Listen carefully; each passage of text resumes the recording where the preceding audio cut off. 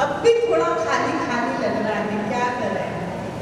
तो अब देखा है एक डोकरी लठिया पकड़ते पकड़ते आई है, हाथों में चंदन की टोकरी है। तो अब वो बलदाऊ से बोलते, भैया पोशाक तो पहन ली, अब यहाँ का जब तक थापक हुआ चंदन नहीं लगा लेना तो कहाँ सच में आए। थापक हुआ चंदन पता है क्या होता है? एक कटोरी में इतना सारा चंदन घोल लेते हैं और फूल के माध्यम से पूरा छापते छापते छापते छापते गाल में दिया जाता है, उसको कहते हैं थापक हुआ चंदन। अब यहाँ पर चंदन के लिए उपजा पर भगवान ने कृपा करी। उपजा जो 6 स्थानों से टेढ़ी थी, कुबड़ी निकली हुई थी, इधर उपजा से निवेदन किया है, अरे ओ माई थोड़ा सा 100 चंदन दे दो, हम माथे में लगा लेंगे, सुंदर लगेंगे। जैसे ही कन्हैया ने मैया कहा तो अब तो उनका जो हृदय था वात्सल्य रूप में डूब गया। पर उपजा कहती है चंदन तो मैं दे दूंगी पर लगाऊंगी नहीं। जैसे ही कटोरी से चंदन लेकर के उनके सर पे लगाने के लिए हाथ बढ़ाया, जिसका हाथ टेढ़ा था ना वो सीधा हो गया और एक थोड़ी पर उन्होंने मुक्का मारा तो जो उसकी थोड़ी जो गर्दन थी वो सीधी हो गई। ऐसे ठाकुर जी की कृपा से वह एक सुंदरी हो गई। बस भगवान का स्पर्श करना हमें स्वीकार। भगवान को अगर स्पर्श करें ना तो उनके चरणों पे करना चाहिए। अब हमारे महाकाल में कोई भी जाते हैं तो क्या होता है, हमको शिवलिंग को स्पर्श करना है। क्या भगवान के शिवलिंग को स्पर्श करने से कोई भगवान आपके सामने प्रत्यक्ष त्रिशूल और चक्र लेकर के नहीं आएंगे? आप किस अवस्था में हो? अगर आप स्नान करके शुद्ध हो तो ही भगवान को गर्भ में जाकर के जल चढ़ाओ। और स्त्री विशेषज्ञों को तो शिवलिंग को स्पर्श करना ही नहीं चाहिए। जितनी भी स्त्रियां हैं, कन्या हैं या वृद्धा हैं, इनको कभी भी शिवलिंग को स्पर्श नहीं करना चाहिए, भले ही वो अपने घर में रखा हुआ शिवलिंग क्यों ना हो। शिवलिंग को स्पर्श करने से स्त्रियों को दोष लगता है। यह श्राप दिया था माता पार्वती कि जो भी स्त्री शिवलिंग को स्पर्श करेगी वो जीवन में कभी सुखी नहीं रहेगी। पर आजकल तो देखा है उनको अच्छे से मलेंगे, चंदन में से छोट छोट के डिजाइन बना के लगाएंगे। जब हमको यह बात का पता लगा, जब हमने कथा पढ़ी तो हमने स्पर्श करना छोड़ दिया। पूजन करो, दूर से चंदन छिड़को, दूर से जाओ और ऊपर से बिलपत्र लगा दो, शिवलिंग को स्पर्श मत करो। शिवलिंग को स्पर्श केवल पुरुष कर सकते हैं। जो श्रृंगार होता है ना अंदर करना, वो सबके सब पुरुष करते, कोई महिला नहीं करती। तो अब इस बात का ध्यान रखना, कभी भी आप किसी भी शिवलिंग में आप जल चढ़ाने जाओ उसको स्पर्श मत करना। जो उसकी जलहरी रहती है ना उस पर बस हाथ लगा करके सर पे माथा लगा लेना। शिवलिंग जो है उसको स्पर्श मत करो। जो शिव जी की जलहरी है उसको स्पर्श करो। जो जलहरी है वो माता पार्वती का प्रतीक है और माता पार्वती से आशीर्वाद ले लें तो ये समझ लेना आपका सौभाग्य अखंड रहेगा।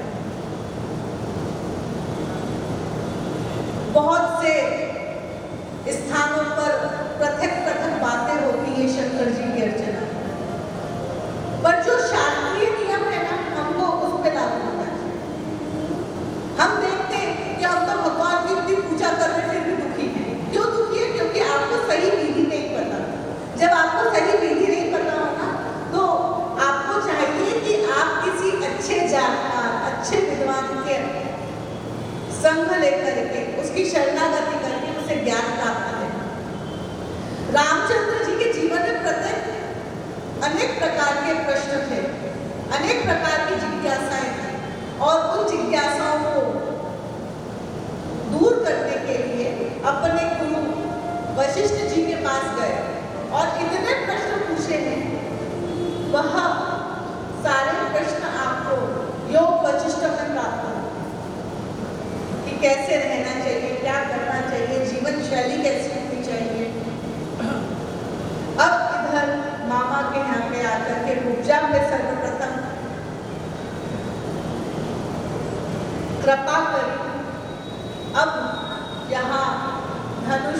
रखा था।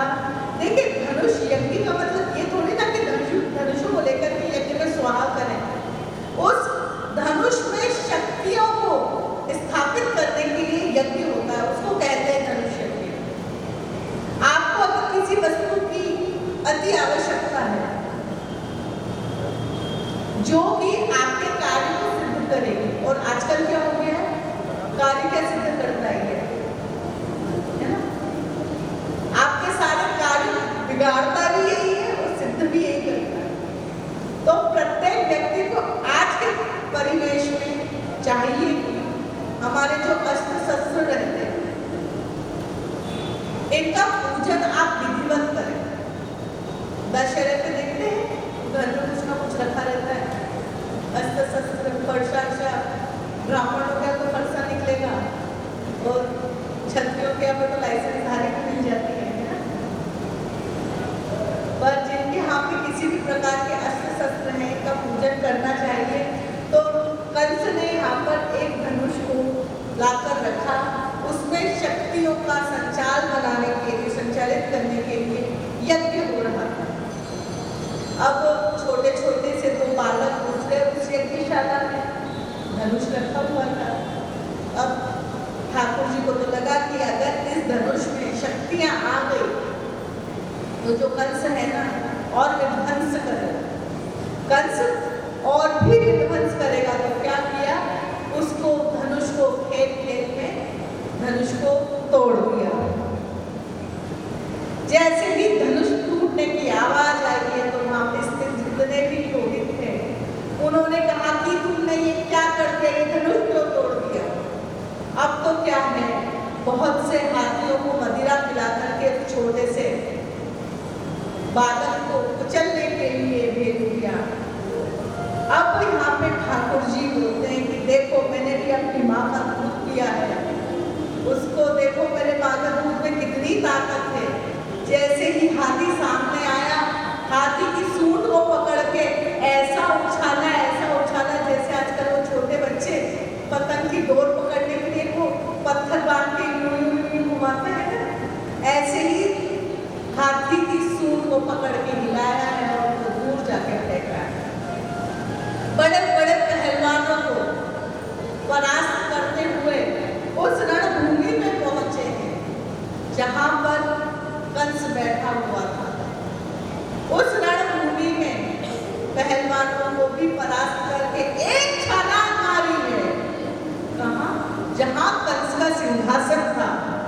पैर को ऐसी जोर से पृथ्वी पर पटका है और पृथ्वी पर रखने से ही पूरा का पूरा जो वातावरण था इतना भयंकर हो गया कि वह कंस की आंखों में देखे और कंस भय से कपकपाए, पसीने निकलने लगे। और जैसे ही एक मुट्ठी का प्रहार किया है वहीं पे कंस का उद्धार हो गया। बोले कंस मर्दन भगवान की। अब इधर कंस के उद्धार के पश्चात उग्रसेन जी को राज्य अभिषेक करके उनको पूरा राज्य दे करके अपने माता पिता देवकी और वसुदेव जी जो उनके वास्तविक माता पिता थे, और तो क्या हुआ था कि नंद बाबा और यशोदा माता ने तो केवल उन्हें पाला था। वास्तविक यह जो देवकी और वसुदेव जी है ना, ये पूर्व जन्म में दशरथ और कौशल्या थे, और इसके पूर्व भी यह मनु और शत्रुपा थे। जब मनु शत्रुपा की पुत्री देवहूति के यहाँ पे नारायण का जन्म हुआ कपिल भगवान के रूप में, तो अब यहाँ पर मनु शत्रुपा जी को भी लगा कि हमारे यहाँ पर भी भगवान का अवतार होना चाहिए। तो इस हेतु नैमिषारण्य तीर्थ में 1000 वर्ष तक मनु और शत्रुपा जी ने तपस्या करी कि भगवान तुम हमारे यहाँ पर बालक बन के आओ। तो अब भगवान ने उन्हें यह वरदान दिया था सतयुग में कि त्रेता युग में जब तुम कौशल्या और दशरथ रहोगे तो मैं तुम्हारे यहाँ पर राम बन के आऊंगा।